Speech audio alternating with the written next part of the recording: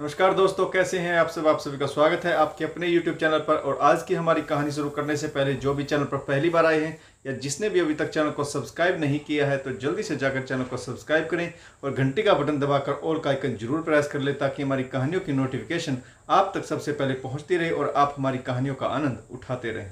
तो दोस्तों, अगर आपको हमारी कहानियाँ अच्छी लगती हैं तो लाइक, शेयर और कमेंट्स करना ना भूलें ताकि हमारा भी हौसला बढ़ता रहे और हम आपके लिए नई नई कहानियाँ लेकर आते रहे। तो चलिए शुरू करते हैं आज की एक और बेहतरीन कहानी।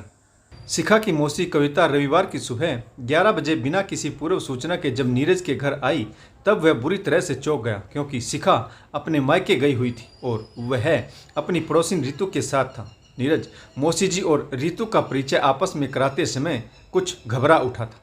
2 मिनट ऋतु से बातें करके जब मौसी जी पानी पीने के लिए रसोई की तरफ चली तो वह भी उनके पीछे हो लिया। शिखा कहाँ गई है? मौसी ने शरारती अंदाज में सवाल किया तो नीरज की घबराहट कुछ और बढ़ गई। वह मायके गई हुई है मौसी जी, अपनी आवाज़ को सामान्य रखते हुए उसने जवाब दिया। रहने के लिए? हाँ मौसी जी। कब लौटेगी? अगले रविवार को। बालक, शिखा के पीछे यह क्या चक्कर चला रहे हो? यह ऋतु कौन है? मौसी की झटके से कैसा भी खुराफाती सवाल पूछ लेने की आदत से वह पहले से परिचित था, इसीलिए उसने जाल में ही नहीं फंसा और बड़े संजीदा अंदाज में बोला, मौसी जी, यह ऋतु शिखा की सहेली, यह पड़ोस में रहती है और उसी से मिलने आई थी। आप उसके और मेरे बारे में कोई गलत बात ना सोचें। मैं वफादार पतियों में से हूँ। वे तो सभी होते हैं जब तक पकड़े न जाएं। अपने मजाक पर जब मौसी खूब जोर से हंसी तो नीरज भी उनका साथ देने को झप्पी सी हंस पड़ा। फ्रिज में से ठंडे पानी की बोतल निकालते हुए उन्होंने फिर से नीरज को छेड़ा। बालक, तुम दोनों की शादी को मुश्किल से 3 महीने हुए और तुमने उसे घर भेज रखा है। क्या तुम्हें मनचाही पत्नी नहीं मिली है? नहीं, ऐसी कोई बात नहीं मौसी जी। शिखा को मैं बहुत प्यार करता हूँ, वही जिद करके मायके भाग जाती है। मेरा बस चले तो मैं उसे एक रात के लिए भी कहीं ना छोड़ूं। नीरज ने अपनी आवाज़ को इतना भावुक बना लिया कि मौसी जी उसकी नीयत पर किसी तरह का शक कर ही नहीं सकी। देखो, अगर तुम दोनों के बीच कोई मनमुटाव पैदा हो गया है तो मुझे सच सच बता दो। मैं तुम्हारी प्रॉब्लम यूँ चुटकी बजाकर हल कर दूंगी। उन्होंने बड़े स्टाइल से चुटकी बजाई। हमारे बीच प्यार की जड़ें बहुत मजबूत हैं। आप किसी तरह की फिक्र ना करो मौसी जी। नीरज ने जब यह जवाब दिया तो वे मुस्कुरा उठी। ठीक है नीरज, मेरी बातों का कभी बुरा नहीं मानना। यह कहकर उन्होंने आगे बढ़कर नीरज को गले से लगाया और फिर पीने के लिए बोतल से गिलास में पानी डालने लगी। ड्राइंग रूम में लौटकर उन्होंने बिना कोई भूमिका बांधे ऋतु की मुस्कुराते हुए तारीफ कर डाली। ऋतु, तुम बहुत सुंदर हो। थैंक यू मौसी जी। ऋतु खुश हो गई। तुमने शादी करने के लिए कोई लड़का देख रखा है या मैं तुम्हारे लिए कोई अच्छा सा रिश्ता ढूंढ कर लाऊं? ना कोई लड़का ढूंढ रखा है, ना मैं अभी शादी करना चाहती हूँ मौसी जी। अरे, शादी करने में बहुत ज़्यादा देर मत कर देना। फिर कभी कभी ऐसा भी हो जाता है कि बाद में अच्छे लड़कों के रिश्ते आने बंद हो जाते हैं। मेरी सलाह तो यही है कि तुम शादी के लिए अब फटाफट हाँ कर दो। आप इतना जोर देकर समझा रही हैं तो मैं राजी हो जाती हूँ मौसी जी। मैं जल्दी ही शादी करूँगी। ऋतु ने नाटकीय ढंग से शर्माने का बढ़िया अभिनय किया तो मौसी जी खिलखिलाकर हंस पड़ी। तुम सुंदर होने के साथ साथ स्मार्ट और आत्मविश्वास से भरी हुई लड़की भी हो। तुम जिसे मिलोगी वह सचमुच खुशहाल इंसान होगा। मौसी जी ने भाव विभोर हो उसे प्यार से गले लगाकर आशीर्वाद दिया और फिर अचानक पूछा, तुम कौन सा सेंट लगाती हो ऋतु? बड़ी अच्छी महक आ रही है। यह सेंट मैंने आर्चिज की शॉप से लिया है, ज़्यादा महंगा भी नहीं। मैं भी यह सेंट जरूर खरीद कर लाऊंगी। आज तो नीरज और शिखा के साथ कहीं घूमने की इच्छा लेकर मैं घर से निकली थी। अब मुझे यह साफ साफ बता दो कि तुम दोनों ने पहले से ही कहीं जाने का कोई प्रोग्राम तो नहीं बना रखा है? कोई प्रोग्राम नहीं है हमारा। अब मैं चलती हूँ, शिखा के आने पर फिर आऊँगी। ऋतु जाने को उठ खड़ी हुई। नीरज ने भी उसे रोकने की कोई कोशिश नहीं की तो वह मौसी जी को नमस्ते कर अपने घर चली गई। उसके जाते ही मौसी जी ने नीरज को फिर छेड़ा। मुझे ऐसा क्यों लग रहा है कि मैंने बिना बताए यहाँ आकर रंग में भंग डाल दिया है। मौसी जी, आप भी बस बेकार में मुझ पर शक किए जा रही हो। शिखा के सामने ऐसा कोई मजाक मत कर देना, नहीं तो वह बेकार ही मुझ पर शक करने लग जाएगी। वह कुछ नाराज हो उठा। तुम टेंशन मत लो, क्योंकि मेरी मजाक करने की आदत से वह भली भांति परिचित है। अच्छा, अब तुम सब मेरे साथ चलने के लिए जल्दी से तैयार हो जाओ। हमें जाना कहाँ है मौसी जी? आज मैं तुम्हारी मुलाकात बड़े खास मनुष्य से करवाने जा रही हूँ। वे रहस्यमयी अंदाज में मुस्कुराकर बोली, कौन है यह इंसान मौसी जी? नीरज ने फिर से प्रश्न पूछा तो मौसी जी ने बताया, क्या तुम्हें पता है कि मैंने तुम्हारे मौसा जी से दूसरी शादी करी है? आप मुझसे मजाक मत करो। नीरज चौंक कर बोला, अरे मैं सच बता रही हूँ। अपनी पहली शादी के 6 महीने बाद ही मैंने अपने पहले पति राजीव से तलाक लेने का मन बना लिया था। क्यों? कारण बाद में बताऊंगी। हम उन्हीं से मिलने चल रहे हैं। आप उनसे मिलती रहती हैं? हाँ, आज के दिन तो ज़रूर ही मैं उनसे मिल जाती हूँ, क्योंकि आज उनका जन्मदिन है। तलाक होने के बावजूद उनसे आपने अपने संबंध पूरी तरह से ख़त्म नहीं किए हैं और आप मुझे उनसे मिलवाने क्यों ले जा रही हो? अरे, अपने भूतपूर्व पति से अकेले मिलने जाना क्या मेरे लिए समझदारी की बात होगी? पता नहीं शराब पीकर मारपीट करने का शौकीन वह बंदा किस मूड में हो। अपनी सुरक्षा के लिए मैं तुम्हें साथ ले जा रही हूँ। इसका मतलब यह हुआ कि उनकी शराब पीकर मारपीट करने की आदत के कारण आपने उन्हें तलाक दिया था। यह नंबर 2 पर आने वाला महत्वपूर्ण कारण था। और नंबर 1 वाला कारण क्या था?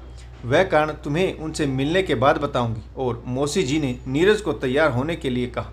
घंटे भर बाद घंटी बजाए जाने पर मौसी जी के पहले पति राजीव के घर का दरवाज़ा उनके पुराने नौकर रामदीन ने खोला। वह मौसी जी को पहचानता था। नीरज ने नोट किया कि वह उन्हें देखकर खुश नहीं हुआ। मौसी जी उससे कोई बात किए बिना ड्राइंग रूम की तरफ बढ़ गई। Happy birthday.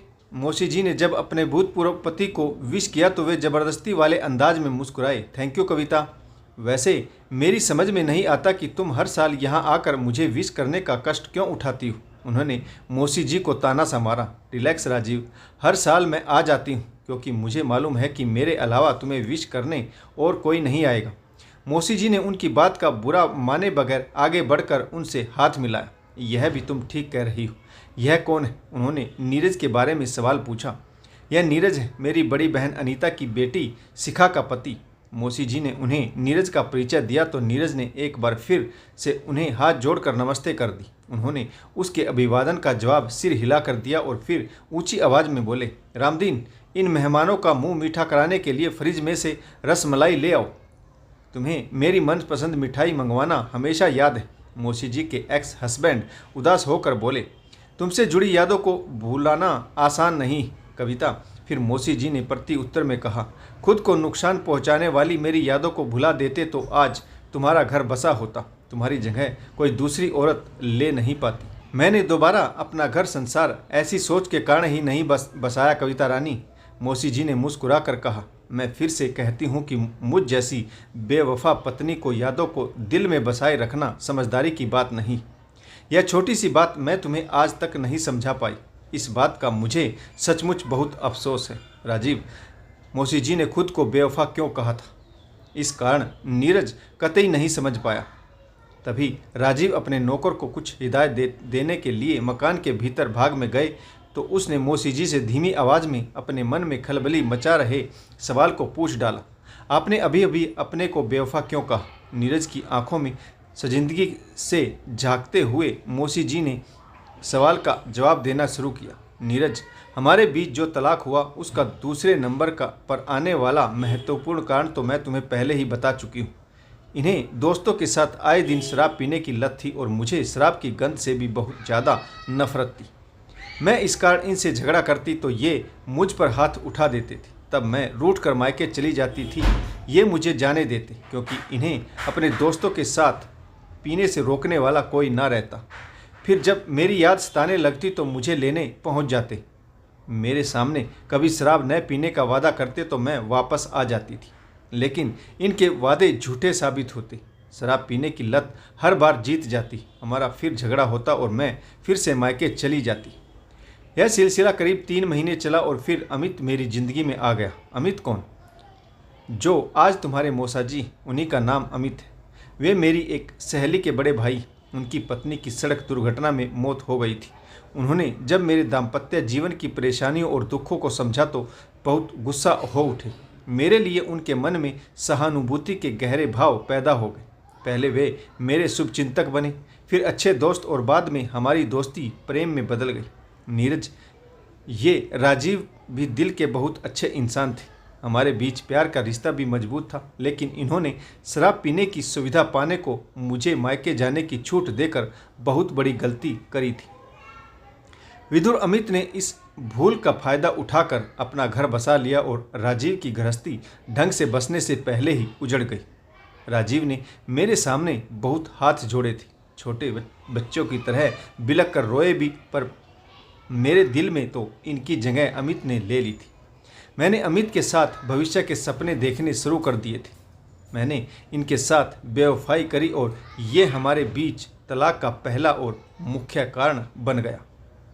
मैं मानती हूँ कि मैंने राजीव के साथ बहुत गलत किया। अब तक भी मैं अपने मन में बसे अपराध बोध से मुक्त नहीं हो पाई हूँ और इसी कारण तलाक हो जाने के बावजूद इनकी खोज खबर लेने आती रहती हूँ। क्या अब तुम समझ सकते हो कि मैं तुम्हें आज यहाँ अपने साथ क्यों लाई? क्यों? बात कुछ नीरज की समझ में आ चुकी थी और इसी कारण उसका मन बहुत बेचैन हो उठा था। तुम भी वैसी ही मिस्टेक कर रहे हो जैसी मैंने राजीव ने करी थी। ये बेरोक टोक शराब पीने की खातिर मुझे मायके भेज देते थे और तुम रितु के साथ ऐश करने के लिए शिखा को मायके भेज देते हो। कल को तुम्हारा रितु के साथ चक्कर है। मुझसे झूठ बोलने का क्या फ़ायदा है नीरज? मैंने तुम्हें रसोई में और रितु को ड्राइंग रूम में गले लगाया था। तुम्हारे कपड़ों में से रितु के सेंट की महक बहुत जोर से आ रही थी और तुम भला लड़कियों वाला सेंट क्यों प्रयोग करोगे? नीरज शर्मिंदगी से नज़रें झुकाकर बोला, मैं अपनी भूल स्वीकार करता हूँ मौसी जी। फिर तनावग्रस्त लहजे में बोला, एक बात सच सच बताना मौसी जी कि क्या मायके में रहने की शौकीन शिखा का वहाँ किसी के साथ चक्कर चल रहा है? क्या मायके में उसका कोई पुराना प्रेमी है जिसकी खातिर वह बार बार मायके की तरफ खींची चली जाती? नहीं नीरज, मगर इसकी कोई गारंटी नहीं। हो सकता है शिखा भी मायके में कोई सहारा तलाश ले। रितु के साथ मौज करने के लिए तुम जो अपने विवाहित जीवन की खुशियां और सुरक्षा को दांव पर लगा रहे हो, क्या वह क्या समझदारी की बात है? कल को अगर कोई अमित शिखा की जिंदगी में भी आ गया तो क्या करोगे? मैं ऐसा कभी नहीं होने दूंगा। नीरज उत्तेजित हो उठा। राजीव ने भी कभी मुझे खो देने की कल्पना नहीं करी थी। नीरज, जैसे मैं भटकी वैसे ही शिखा भी भटक सकती। मैं उसे कल ही वापस, कल क्यों, आज ही क्यों नहीं, हाँ आज ही, अभी ही क्यों नहीं निकल जाते उसे वापस अपने पास लाने के लिए? अभी चला जाता हूँ। बिल्कुल जाओ, नेक काम में देरी क्यों? मैं तो चला। मौसी जी, मैं आपको विश्वास दिलाता हूँ कि शिखा के साथ अपनी प्रेम की जड़ें मैं बहुत मजबूत कर लूँगा। मेरी आंखें खोलने के लिए बहुत बहुत धन्यवाद। यह कहकर नीरज ने उनके पैर छुए और फिर लगभग भागता सा शिखा के पास पहुँचने के लिए दरवाजे की तरफ चल पड़ा। तो दोस्तों, आपको यह कहानी कैसी लगी? इस कहानी में किस पात्र की भूमिका अच्छी रही और इस कहानी से आपको क्या सीख मिली? कमेंट्स करके जरूर बताइएगा। आशा करता हूँ कहानी आपको जरूर पसंद आई होगी। अगर आपको हमारी कहानियाँ अच्छी लगती हैं, लाइक शेयर और कमेंट्स करना ना भूलें ताकि हमारा भी हौसला बढ़ता रहे और हम आपके लिए नई नई कहानियाँ लेकर आते रहें। तो कहानी पढ़ने के लिए आप सभी का बहुत बहुत धन्यवाद। जय हिंद, वंदे मातरम, भारत माता की जय, जय जवान और जय किसान।